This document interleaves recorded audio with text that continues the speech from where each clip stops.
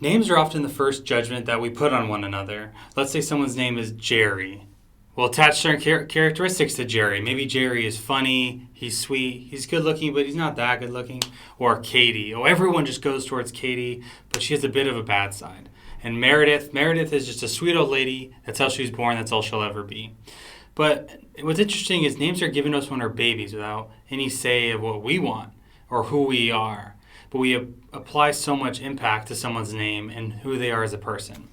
Shakespeare famously wrote, "What is in a name? That which we call a rose by any other name would be just as sweet." Essentially what he's saying is that names do not matter. It does not matter what your name is. That is not your characteristic. It is not a personality trait. And hopefully by going into this, we'll be able to understand that further. Now let's talk about names historically. In European culture, your last name was often what your job is. Names like Carper, Carver, Archer, Barber, whatever you have.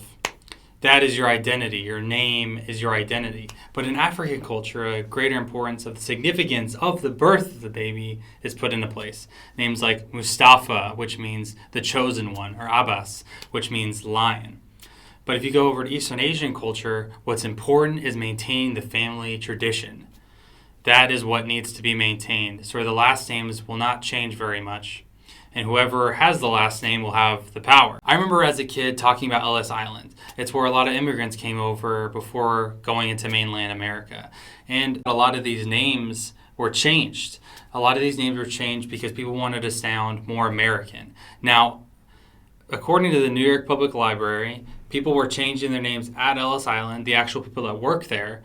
But also what was very common too was people before they even immigrated, they changed their names to sound more American because they wanted to have a business and they wanted to be accepted more. See, we often change our last names to fit in, and that is very important. Now let's go into names and relationships. When two people get married, often one of the people will take the last name of the partner. This symbolizes a unification of the two into one. It also goes deeper when we give people nicknames or change their names. I'm sure we've all had friends that we shortened their name to, like Jessica to Jess or Nathaniel to Nat or whatever you have. But also what's really important in relationships and bonding is when a couple will change the name of their partner. They may call them babe, sweetheart, or whatever you have. I can only imagine if my wife started calling me John, how worried I would be. I would start questioning every decision I've made over the last 48 hours. But often the last name is a source of a lot of generalizations. Maybe we talk about the Taylors and how they're very athletic, or we give certain attributes to entire families. But really a family is just a buildup of individuals. And we know that, but we still choose to give this family one single definition of who they are. Recently I was at the store behind someone who had the Chronicles of Ralph's coupons with them, so I knew I was going to be there for a minute. And I grabbed the People magazine. And what you see is names like Bennifer, which is Ben Affleck and Jennifer Lopez, or you see Brad and Angelina, Bradgelina, and names like these. When we combine people's names, often in our head it forms a really strong relationship between those two people. But in actuality, a lot of these relationships were not going very well. And it's sad to say, but we were looking past their problems because they had a cute name associated with them, and we want them to stay together because of that. Names have such a powerful judgment on others. It is the first thing that we receive when we were birthed into the world, and when it is taken away, historically we have seen some devastating things to happen. When you take away a name, you give the opportunity to dehumanize. When you dehumanize, you can do whatever you want with someone, and you can start treating them as an animal. Nowhere is this more prevalent than in war. Gook was a name that the American soldiers would give the Vietnamese, or Zipperhead.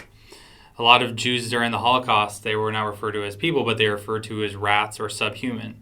Even in the African slave trade, a lot of Africans' names were taken away and they were just given the identity of slave, and that's who they are. And that was how people morally justified the atrocities that they were doing. This name in war is much closer to home than we think. I'm sure if we thought about it, we can come up with a few names that we give one another to dismiss people's ideas. And the Codex of American Language that we use today I'm going to refer to Republican and Democrat. It's everyone's favorite ways to dismiss someone else's ideas. Oh, you're Republican, of course you don't care about the poor, or you're a Democrat, so you of course want to take away my money. And instead of listening to one of those conversations, we decide to just completely dismiss them. But again, we're all just people with our own individual ideas. If you do not agree with every single thing on a political party's platform, then you are not part of that party. You are an individual thinker. Now, maybe some ideas align to that side or this side more, but that does not define who you are, no matter how much we want it to. But also something that happens when we identify as a political party, and that is it becomes our name, we start believing with that party more and more, and this causes stratification between two different sides that we've seen today. But really, we're our own individual. We're just trying to fit in, and that is what is important to us. As I talked about earlier with the immigrants from Ellis Island, you change your name in order to fit in more. Well, today we change our name to Republican or Democrat in order to fit in with a certain crowd more and start becoming more extreme and more extreme. Hopefully, by watching this, you now see the power that is in names and will put a greater importance on them and remembering people's. I have a very bad habit of forgetting people's names, but I do not forget what is important to me. I've never forgotten my wife's name. I've never forgotten to drink water throughout the day. I've never forgotten to eat food. So why do I forget people's names? It's because I do not place an importance on them. And in writing this, I've really realized just how important a name is.